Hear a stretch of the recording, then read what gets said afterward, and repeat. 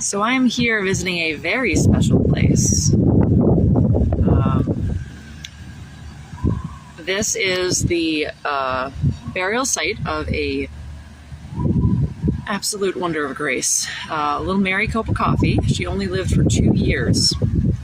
I was very blessed to actually live with the Coffey family shortly after she was born. I was given the task of following around the other three, who were 3, 4, and 5 at the time, making sure that they were safe so the mother could attend to Mary, who had to be fed through a feeding tube, and it's really attending to a lot of her needs. There's so much about the life of this little girl that literally feels like it gave me my mission, that it formed my mission in me. This was a little girl. She never did anything that in the eyes of the world would impress them, but she did everything in the eyes of God that is powerful. She existed, she held Jesus in her heart. She actually had a condition, I believe it was called trisomy 13. It's a very rare genetic disorder, which in many situations, if that was tested for, this little girl, if she'd come to another family, perhaps they might have thought, well, it's not worth letting her live. It's really, it would be too much suffering. She wouldn't accomplish anything. It would just be too difficult. But she was welcomed by this family, and she, in her 2 years of life, it was so beautiful. It takes my breath away when I think about it, because she was such an occasion for people to think of the family. They were such an occasion for love, for people to leave beautiful notes, or to drop by the house with food, or to just say they were praying for or thinking of them. She was just this occasion. She was a center point for an occasion and a request for love. And she was an opportunity. She was a central point for love to be poured out. And there was just so much community that was built up because she existed and she needed. And she was such a beautiful little girl. I remember holding her once when Jim and Felicia were busy in the kitchen, and Jim turned around and he looked at me and he said, hold her for a second.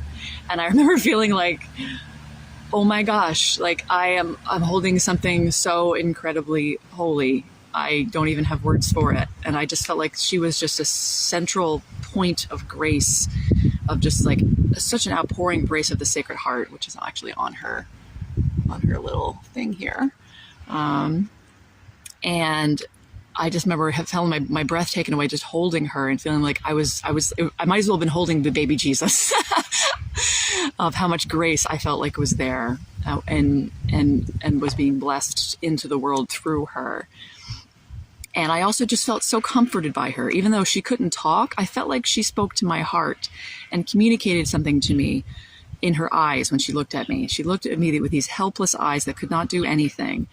And she looked into my eyes that were very anxious, because I was very anxious about the fact that I wasn't able to accomplish much as I wanted. I felt like a failure. I felt like I couldn't do anything.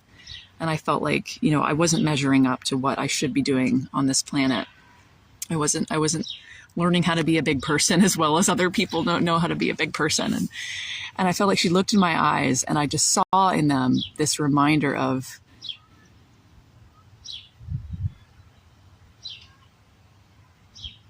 the fact that she was so helpless.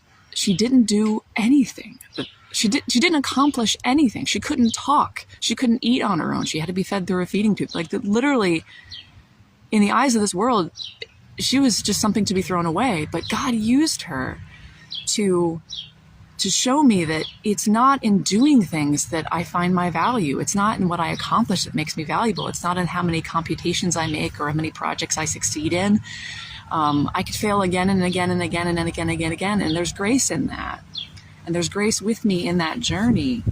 And there's grace just in being present. And God loves us not because we accomplish things for him, but because we are created in his image. And I think to a couple of the spiritualities that really, really are tied to my mission is the spirituality of the Sacred Heart. Mary, actually, the genetic disorder she had actually came along with she actually had a hole in her heart that had to be repaired with many surgeries. So she literally had a hole in her heart. And also the image that she was just this innocent child. Like I feel so much resonating with that spirituality of just adoring Christ in childhood. And in the innocence of childhood, and just there's something so much from otherworldly about children. And I just wanted to share this very special place with you guys. I'm blessed to kind of, get her blessing on my journey, and she'll be coming with me. I would love to do some kind of piece of art inspired by her sometime, because she's just such an inspiration to me. And but yeah, if you're ever in Havertown, Pennsylvania, if you want to stop by and see Mary, she's right out back of St. Denis. And there's also a very beautiful adoration chapel that's been put here just recently, which I'll also do another video on. I think she may have had something to do with this, along with many, many beautiful people in this community who have are just amazing people. Just take the opportunity to meet them, folks, if you're in the area. God bless.